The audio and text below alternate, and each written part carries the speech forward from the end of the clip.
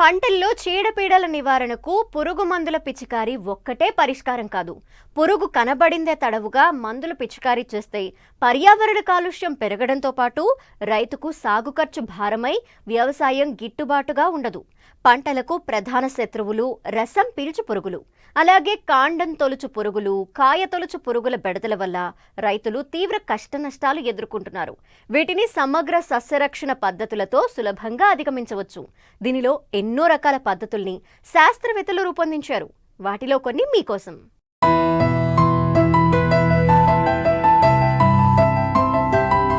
పంటల సాగులో రైతుకు ప్రధాన సమస్య చీడపీడలు. వీటిని అదుపులో ఉంచేందుకు శక్తివంతమైన మందులను పదే పదే పిచికారీ చేయటం వల్ల పురుగులు వీటికి నిరోధక శక్తిని పెంచుకుని మరింతగా దాడి చేస్తున్నాయి. రసాయన మందుల వల్ల పంటకు మేలు చేసే మిత్ర పురుగులు నశించిపోతున్నాయి. దీనివల్ల రైతు అదుపు చేయలేని స్థాయిలో పురుగులు దాడి చేస్తున్నాయి. అందువల్ల సమగ్ర సస్యరక్షణ విధానాల పట్ల రైతులు అవగాహన పెంచుకోవాలి. జీవించు జీవించనివ్వు అనేదే సమగ్ర సస్యరక్షణ యొక్క ముఖ్యోద్దేశం. పంటలో మిత్ర పురుగుల శాతం అధికంగా ఉన్నప్పుడు హానికారక పురుగుల సంఖ్య తగ్గిపోతుంది. దీనికి అనుగుణంగా రసాయనాలు అవసరం లేని అనేక విధానాలను శాస్త్రవేత్తలు రూపొందించారు. వీటిలో జిగురు పూసిన అట్టలు, లింగాకర్షక బుట్టలు, ఎర్ర పంటలు ఇలా అనేకం ఉన్నాయి. వీటి ద్వారా పురుగు ఉధృతిని తెలుసుకుని అవసరాన్ని బట్టి చర్యలు చేపట్టవచ్చు. తద్వారా రైతుకు సాగు ఖర్చు తగ్గుతుంది. పంటల్లో పసుపు రంగు అట్టలు పెట్టడం వలన రసం పీల్చే పురుగులైన తెల్లదోమ, పేనుబంక, దీపపు పురుగులను సమర్థవంతంగా అరికట్టవచ్చు. ముఖ్యంగా కూరగాయలు, వాణిజ్య పంటలైన మిరప, వివిధ రకాల పండ్ల తోటల్లో ఇది మంచి ఫలితాలు ఇస్తోంది. ఎకరాకు 10 నుండి 20 వరకు ఈ జిగురు పూసిన పసుపు రంగు అట్టలను పెట్టుకోవచ్చు.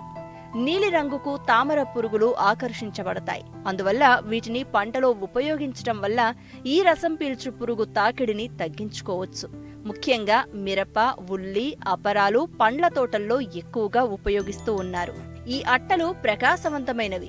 పసుపు, నీలం రంగులో ఉండి వీటికి 2 వైపులా పురుగులు ఆకర్షించే జిగురు రాసి ఉండడం వల్ల పురుగులు వాటికి ఆకర్షించబడి వాలినప్పుడు అతుక్కుని తిరిగి ఎగరలేక చనిపోతాయి.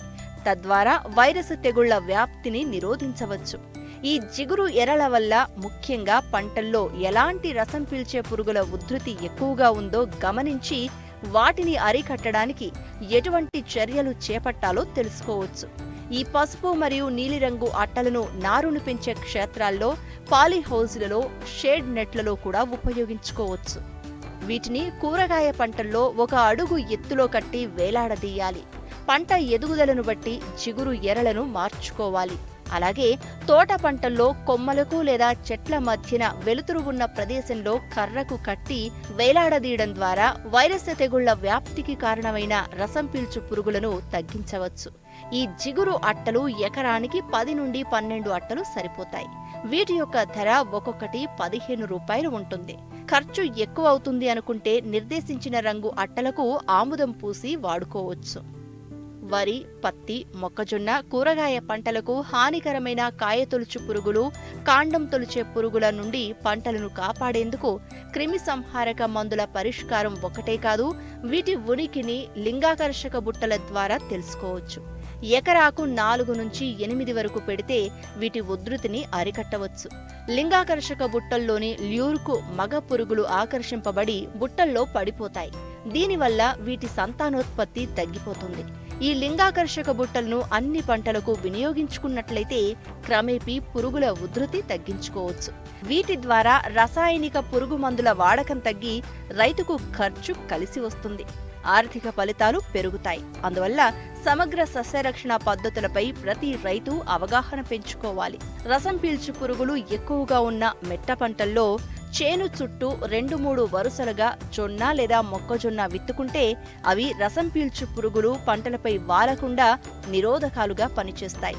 మిత్ర పురుగుల వృద్ధికి తోడ్పడతాయి.